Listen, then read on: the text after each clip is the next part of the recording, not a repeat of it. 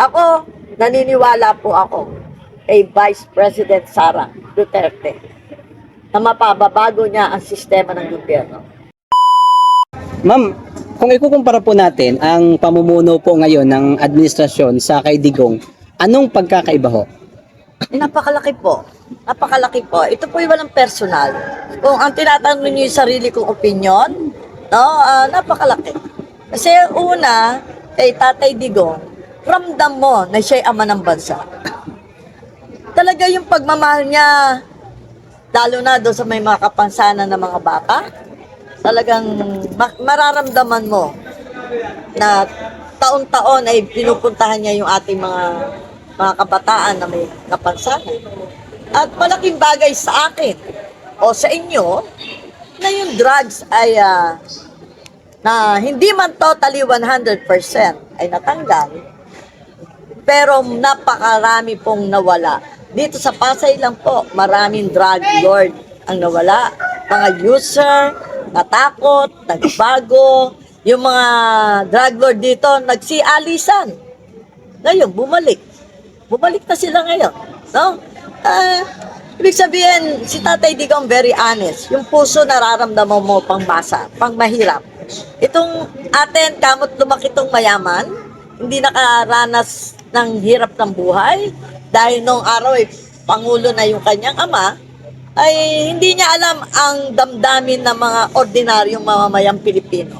Malaking bagay ang sa isang leader o namumuno ng bansa na yung puso mo ay para sa masa. Dapat lagi mong uunahin ang katayuan ng mga mahihirap o ordinaryong tao. Katulad ng flood control. No? Matagal na pong panahon na tayo po ay may problema sa baha. Mas malala na lang po ngayon dahil sa laki ng pondo na inilabas sila, pero mas tumaas pa yung baha. Kahit dito sa Pasay po, gano'n na rin po. No, tingin ko nagiging ghost project po ang nangyayari. Kung ikaw ay good leader, dapat may kamay na bakal ka na kaya mong magluag, kaya mong maghigpit. Para si Tatay Digong, style lang niya yung nagbumura, no? Style lang yun. Yun ang para medyo may kamay na bakal ako eh. No? Bilang ako ama, kailangan pag sinabi ko, susunod kayo kasi kayo mga anak ko. At si Tatay Digong ay walang inilagay kahit isang poste o haligi sa kanyang bahay. Nakita mo, simple-simple. Kumakain ng simple, nananamit ng simple, walang burloloy sa katawan. Lahat ang kasimplehan dahil iyan ang tama. Paramdam mo sa mga kababayan nating Pilipino, bilang ako ang inyong Pangulo at ako ang ama ng bansa, makikita nyo yung kasimplehan ko dahil ibig sabihin nun, mahal na mahal niya ang bansang Pilipinas at mga Pilipino. Nakita ko sa kanya yung tigas, magsalita, may panggulat, murahin ka. Alam mo, para sa akin, habang minumura tayo, pinapalo tayo, ibig sabihin ng pagmamahal yun eh. Kapag ang Pangulo o isang leader o magulang ay hindi na kumikibo at wala nang sinasabi sa iyo, ibig sabihin, hindi ka na niya mahal. Kaya, minumura tayo, pinapalo tayo, pinagagalitan tayo, patuwa tayo. Dahil ang meaning niya ay pagmamahal ng isang ama. Sa panahon niya, sa loob ng 6 na taon, masaya ako. Kasi pati ang mga kurap, takot. Ang mga drug lord, takot. Ang mga leader ng ibang bayan o probinsya, takot. Bakit takot? Kasi alam nila na magaling na leader. Nangihinayang lang ako sa kanya. Bakit?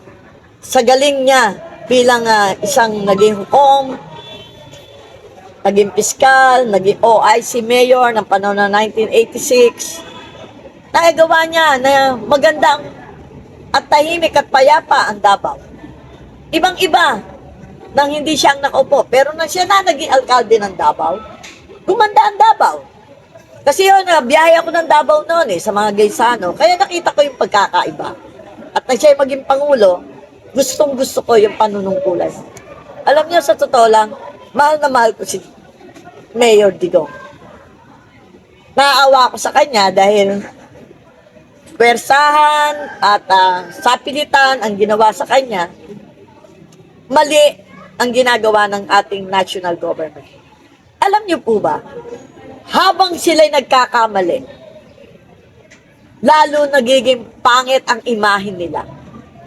Sapagkat ang higit na kailangan niyang kampihan ay yung tayong mahihirap, tayong mga ordinaryong mamamayan. Hindi siya bumababa ng palasyo. Pag siya'y ini-interview, parang wala lang sa kanya. Hindi siya ganun kaseryoso. Mr. President, Mr. Bongbong Marcos, Sir,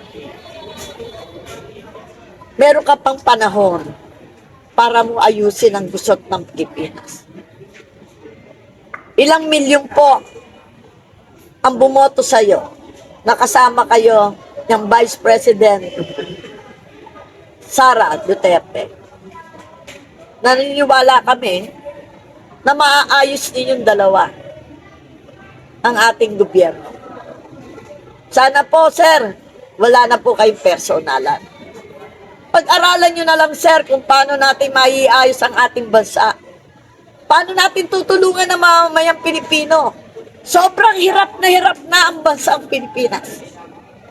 Lalo na pag pupunta ka ng Mindanao, Visayas, yung mga nasa bundok, nakakaawa po. Walang hanap buhay, walang makain. Sana, sir, masarap ang inyong buhay. Sana po maramdaman din po na sambayan ng Pilipino.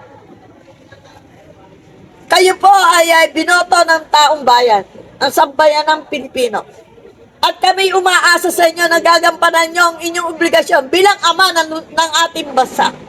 Sana po, magkaroon na tayo ng kapayapaan. Magsama-sama tayo, tulong-tulong tayo mga Pilipino. Para sa ikauunlad ng ating bansa. Tigilan na natin ang pamumulitika. Walang mararating na maganda. Sa mga senador, sa mga congressman, tama na po ang pangungurakot.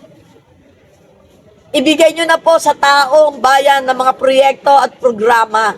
Mayaman na kayo. Hindi nyo na kailangan pa ang yaman ng bansa. I-project nyo na po yan.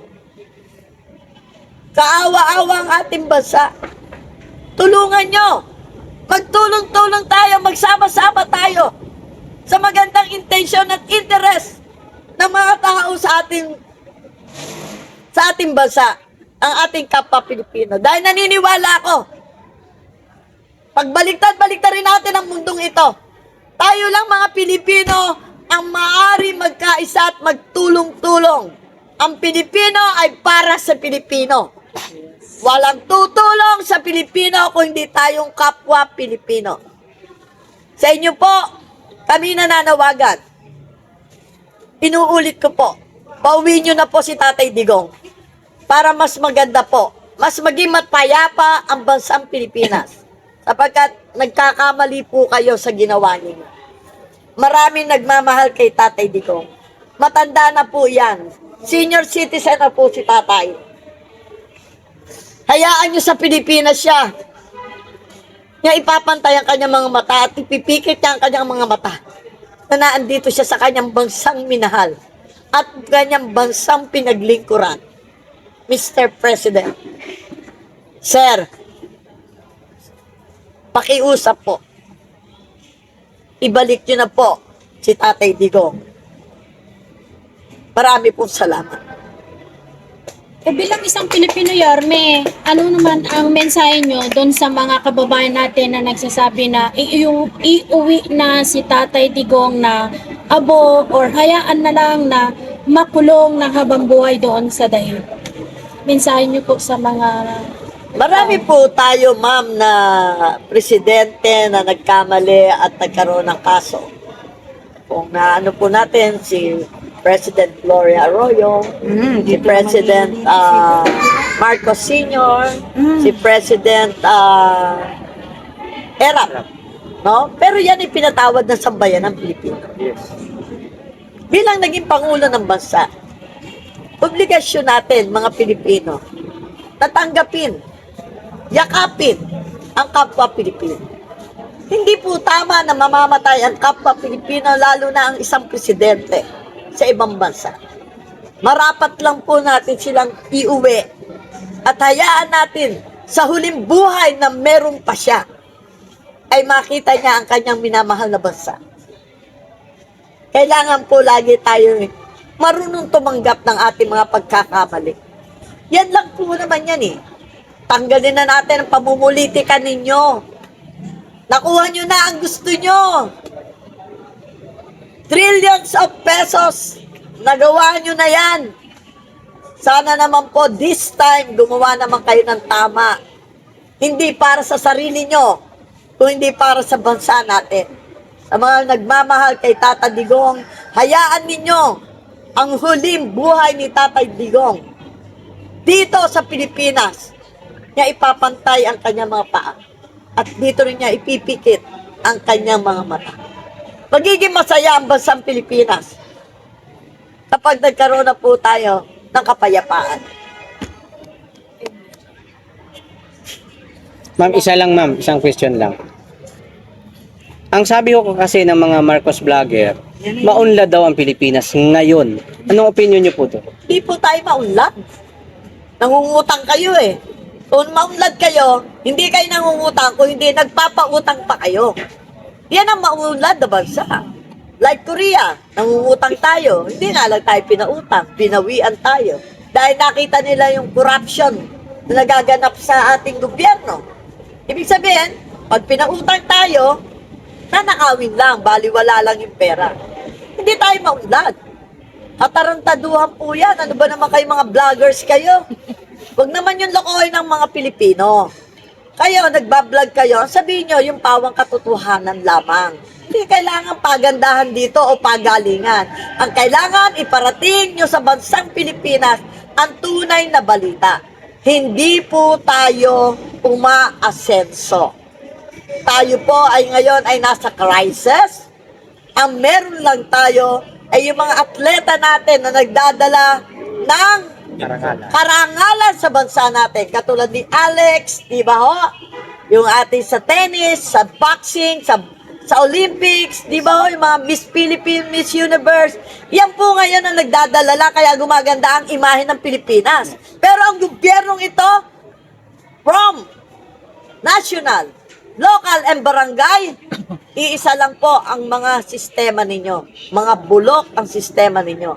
Puro kayo halos, kurap kayo. Siyempre, kung ang puno, kurap, pati ang pinakaugat ay kurap din. Kaya hindi ako naniniwalang umaasenso. Kung dahil kung umaasenso ang Pilipinas, ay di, maganda karsada. Di ba? Oh? Maganda na airport natin. Ang mga tao, may mga trabaho. Katulad sa Singapore, ang lit-lit na bansa ng Singapore. May mahirap pa sa Singapore? Wala. Ay wag na tayong dumaya sa Singapore. Pero nakakapanghinayang ang 1965. Born 58, naranasan ko na ang pamasahe ay 10 centimos lang. Ngayon, ano na tayo ngayon? Bakit naghirap ang Pilipinas? Gawa po ng mga nanunungkulan sa gobyerno na walang tigil at harabas ang pagungurap at pagnanakaw at panloloko sa taong bayan. Sana po, meron pa tayong panahon na para natin baguhin ang sistema ng ating gobyerno. Sama-sama po tayo. Ako, naniniwala po ako kay Vice President Sara Duterte na mapababago niya ang sistema ng gobyerno. Hindi man po niya 100% na mabago dahil 6 na taon lang ang kanyang posisyon, napakaiksi. No po, alam ko po, sa puso't isip niya, nangingibabaw ang pagmamahal niya sa kanyang kapwa Pilipino. Yan po ang mahalaga. Yung pag-ibig, alam niyo, pag nakikita ko siya, parang nakikita ko ang sarili ko sa kanya. Yung mga bata, niyayapos siya, nilalapitan, hindi nag-aalangan katulad ko. Hindi katulad dito sa mga nakaupo. Ilan ang mga tao na sila'y lapitan. No? Kaya po, hindi ako naniniwala umaasenso. Kung hindi kayo mangutang, wala kayong pera para sa 2026. Isa pa. Ano? Isa pa. Hindi, isa ba? Ikaw? Ma'am, nabanggit niyo po about kay Vice President Sara Duterte. Ngayong February po, magkakaroon ng refile ng impeachment laban kay Vice President Sara Duterte. Kung sakasakali ho magtagumpay sila na ma-impeach si Vice President Sara Duterte, ano kaya ang madudulot nito sa sambayan ng Pilipino? Alam nyo, gulo yan. Unang-una, ang kataas-taasang hukom ay tinandaw na yan. At tapos na yan. Gusto nila talagang sirain si Vice President dahil alam nila na winnable. Minahal ng taong bayan, alam nila na kung iyan ay maupo, yung mga katiwalian nila ay mabubuksan. Makikita lahat yan, ha? Mahahalukay lahat yan. Yung mga nakaupong mga congressman o sino man sila, ay lahat yan ay mabubuksan. Dahil ang gobyerno na idalagay niya, maaari pang niyang malampasan ng kanyang ama. Kasi si Tatay Digong, dahil naging mayor ng matagal na panahon, naging congressman, alam na niya yung damdamin ng mga ordinaryong tao. Si Inday Sara, makikita mo na may tapang. May isang salita. At alam ko yung tapang na yon at ang galing niya bilang isang abogada ay gagamitin niya sa pagbabago ng ating bayan, ng ating bansa. At tingin ko walang mangyayari dyan. At kung yan gagawin nila, malaking gulo yan. Magkakaroon ng ikatlong EDSA Revolution. Maniwala kayo. Kung may kapayapaan na mga nangyari noong September, noong December, baka ito hindi na gano'n ang mangyari. Maghihimaksik na ang taong bayan. Yan ang mahirap eh. Pag naghimaksik ang taong bayan at nagkagulo, pagkakaroon na yan ng sakitan. Sana huwag nang dumating doon. At kayo naman mga impeach nyo muna sarili nyo. Kayo yung may ginawang mali eh. Ayaw nyo impeach ang sarili nyo. Kayo na muna. Yung mga kurap muna sa gobyerno, yan ang unahin nyo. Yung sinisita nyo kay Vice, 125 million. Malaki pa pondo ng mayor namin dito sa Pasay, 3,871 million. Walang nang i-impeach sa kanya, walang sumisita, 125 million lang. Yung billion yon. 3,871 million ang pondo niya ng year 2025. Sa tingin ninyo, baba yan ngayon sa year 2026, mas malaki yan. I think gagawin niya yung 4 billion. Isa lang alkalde yan ha. Ang pondo lang ng Pasay is only 9,350 million ng 2025. Ang pondo niya is 30% o 35% ng budget ng buong Pasay. 3,871 million. Kay Vice President, 100. Kayo naman, pinatatawa nyo naman ako eh. Tama. Huwag nyo kaming patawanin at loko-lokohin. Hindi naman lahat ng Pilipino ay kaya nyong bolahin. Maging makatotohanan po tayo. Ako, wala akong galit sa inyong mga nakaupo. Kaya lamang po, ayaw nyo po kasi itama ang sistema ng gobyerno. Basta po sa akin, year 2020, Sara Duterte, the next President of the Republic of the Philippines. Between Estrella Tanso, yung aming sister-in-law, na inilipat po sa aking kapatid kay Yoktin Tanso. Pareho pilido, Estrella So, negosyo ng kumpanya to eh. Isang pangalan lang po ito eh. No? Kaya po ang ginawa namin, dahil nga may sakit na to, scoliosis, hindi na niya kaya kasi kasuhin. Ako naman po, hindi ako admin ng Wawi Market. Ako yung admin ng Natural Development Corporation. Yung pong may-ari ng lupa. Ako po yung admin. Pero po sa Wawi Market, hindi po ako. Siya po ang ang may-ari at ang admin dito, yung pamangkin ko, si Jettison na nakatira dito. Kasi dapat ang admin dito nakatira. Eh, hindi naman ako dito nakatira eh. Nakatira ako sa Cabrera. No? Kaya ayan po lahat yung ating mga dokumento. Ayan. Lahat po meron. Ngayon po, ang nangyari po, kami po yung nag-file ng demanda. Dinimanda namin si Mayora, Emmy Calixto Rubiano, at saka po si City Engineer. No? At saka po yung BPLO. Ang demanda namin ay bigyan nyo kami ng permit. Wala ho kami ibang demanda. Na kami po yung nagdemanda na nangangatwira na yung occupancy permit mo at saka yung building permit, we comply. Nagko-comply kami. Kaya nakita nyo po di ba? So, nagko-comply kami. Sabi namin, bigyan nyo na muna kami, bayaran na namin kung ano man po yung mga penalties na dapat bayaran, babayaran namin. Pero as of now, bigyan nyo muna kami. Yun lang po. Wala kami demandang masama na sinasabi doon. Pero syempre, sinabi po ng ating kapatid, ni Ate Baby na this is a political harassment of Politically motivated. Yun ang sinasabi nila. Sinasabi niya, hindi siya namumulitika. Eh, pag ako siya bababa ng barangay, Kuya Onsa nang sinasabi, hindi naman niyo ako binoto. Sinabi ko nga sa kanila yun. Yun naman po sinasabi niya, eh, tataka nga ako eh. Paano ka nanalo? Kung hindi ka binoto. Ng daya. Hindi hocus-pocus pala. Ano ang hawak mo? Ito po, siyempre po, bago kayo kumuha ng building permit, nadaan muna kayo sa zoning. Oo, yung zoning. Opo, daan muna kayo dyan para sa location clearance. Picturean nyo pa yan, may mapa pa yan.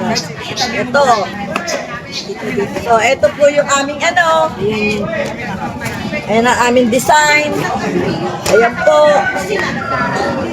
Yung, siyempre, as built na po to. Kung na-design ito, yun na rin po yan. Ano po, ayan, no? As built na po, kaya actual picture na po yung aming pinadala sa kanila.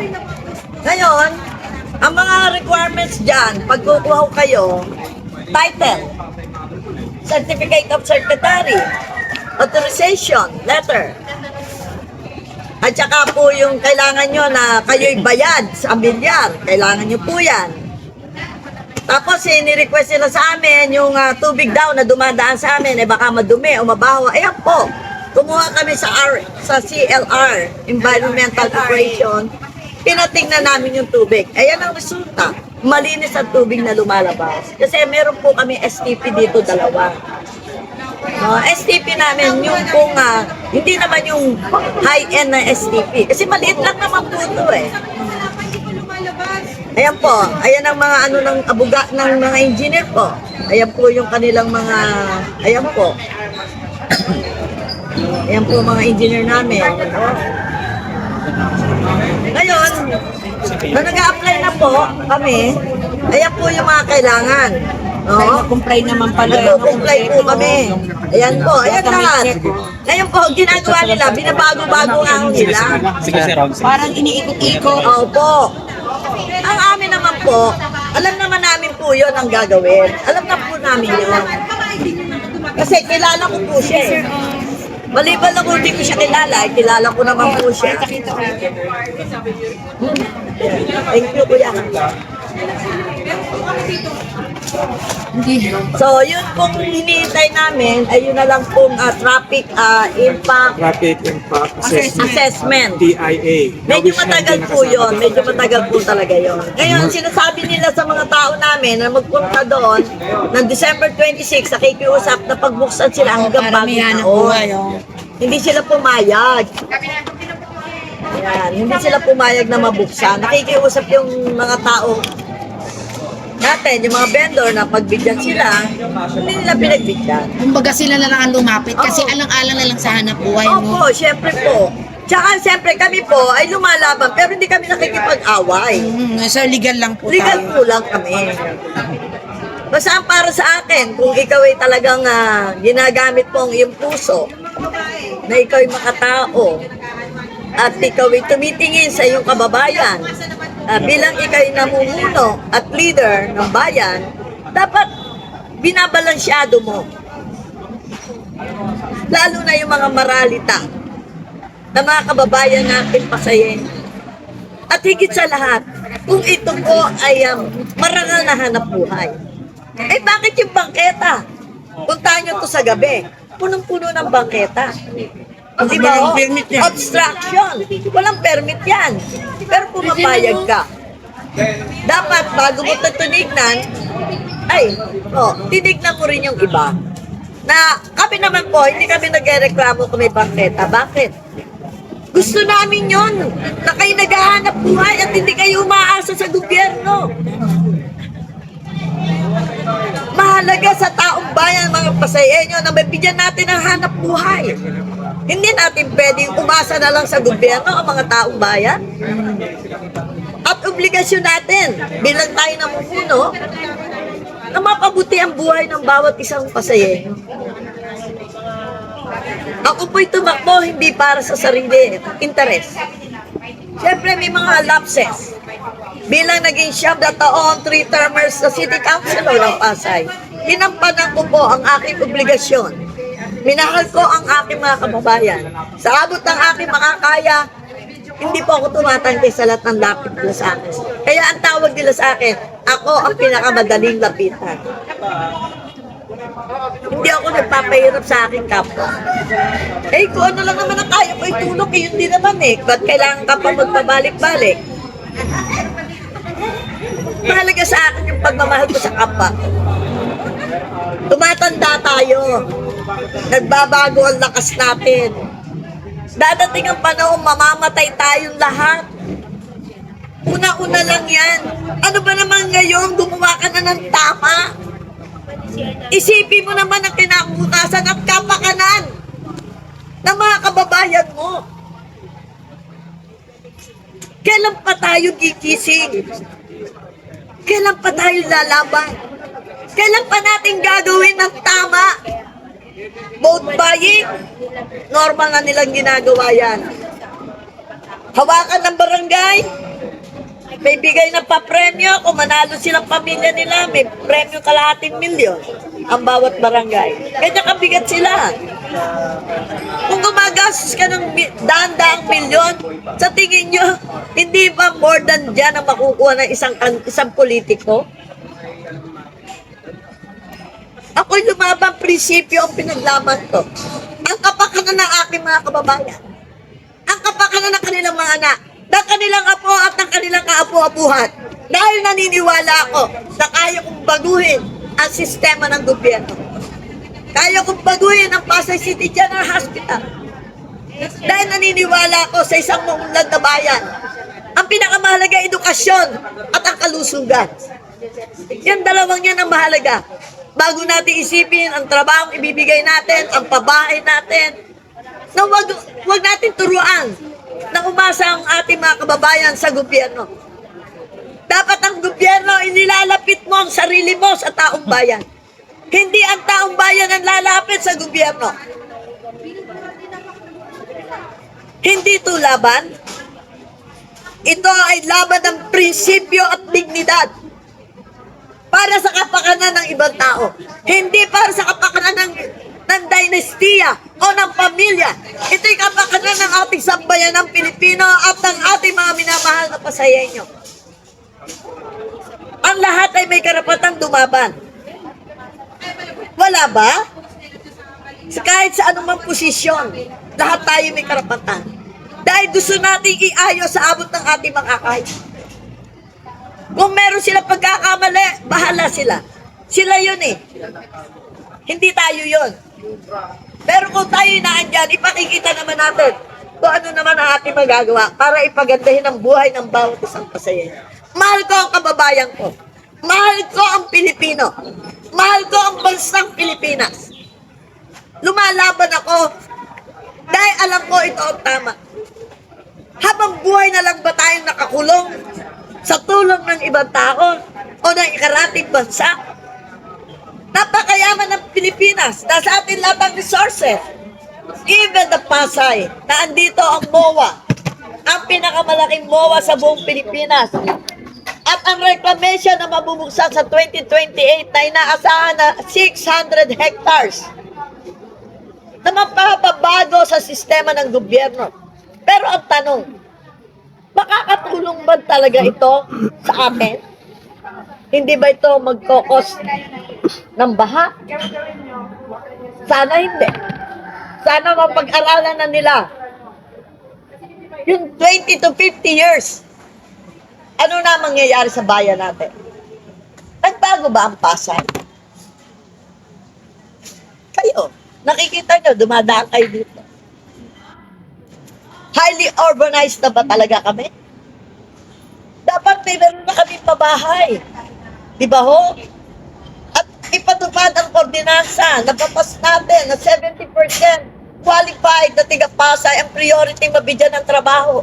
Dahil ang kailangan ng tao ay hindi ayuda, trabaho, negosyo. Hindi dapat tayo umaasa sa ayuda. Ang dapat sa atin, umaasa tayo sa sarili nating kakayanan. Kung paano natin bubuhayin ang ating pamilya. Paano natin bibigyan ng magandang kinabukasan. Mga minamahal kong kababayang Pilipino, sa mandako ng Pilipinas, ipaglaban natin ang ating karapatan bilang isang Pilipino. Sa Pasay, mga Pasayenyo, mahal na mahal ko po kayo. Tandaan nyo, walang tutulong sa Pilipino kung hindi tayo rin kapwa Pilipino. Magandang araw po sa inyo lahat. Mabuhay po kayo. Mabuhay ang Pilipino. Thank you po.